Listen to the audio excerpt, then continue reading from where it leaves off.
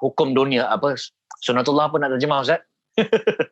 uh, sunnatullah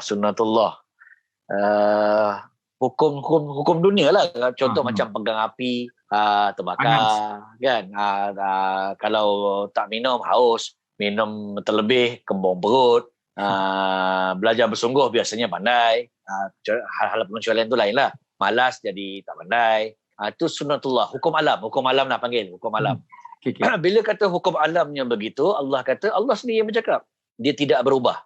Jadi manusia ini selain daripada dia nak ikut apa yang Quran sebut kat dalam Quran, kat dalam hadis, dia kena juga mengikut sains manusia, hukum alam. Hukum alam tu yang letak pun Allah juga. Jadi hukum alam, Ustaz dah hint tadi bahawa manusia ini dia ada proses, dia kena ada input dan output. Kalau macam bahasa mudahnya tadi yang talaqi musyafahah tadi lah yang Ustaz cerita tadi. Kalau Ustaz asyik bagi input aja, murid kan senyap je, dia tak stabil. Dan kita tahu bila ada output daripada feedback, output daripada murid, kita nampak dia buat, di situlah pembelajaran akan jadi lebih seronok, lebih kuat ingatan dan lebih tahu di manakah tempat yang kita perlu betulkan dan adjust. So keseimbangan tu perlu ada input dan output. Menjadikan di samping keberkesanan pembelajaran tu ada, dia juga sesuai dengan fitrah manusia.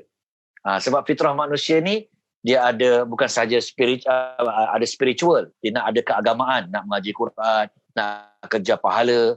Dia ada juga intelektual, dia nak belajar ilmu, belajar ilmu tajwid kan. Kemudian dia nak juga emosi, dia nak juga seronok, santai bila ada output input, ada musyafahah, ada dua pihak, ada aktiviti kan.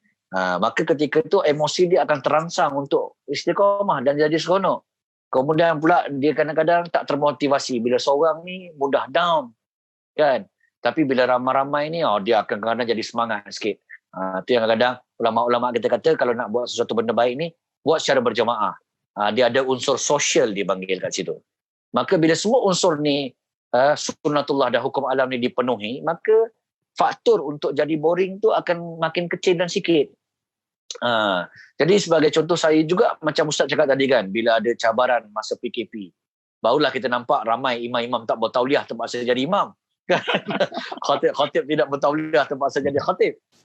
Kita pun kadang-kadang serupanya ada kelas macam tu kat luar, macam kelas Al-Imam. Mengaji, membetulkan bacaan sehingga dia boleh melayakkan menjadi imam, termasuklah berkhutbah. Imam jadi talqin. Ada sekarang ni, semua ada.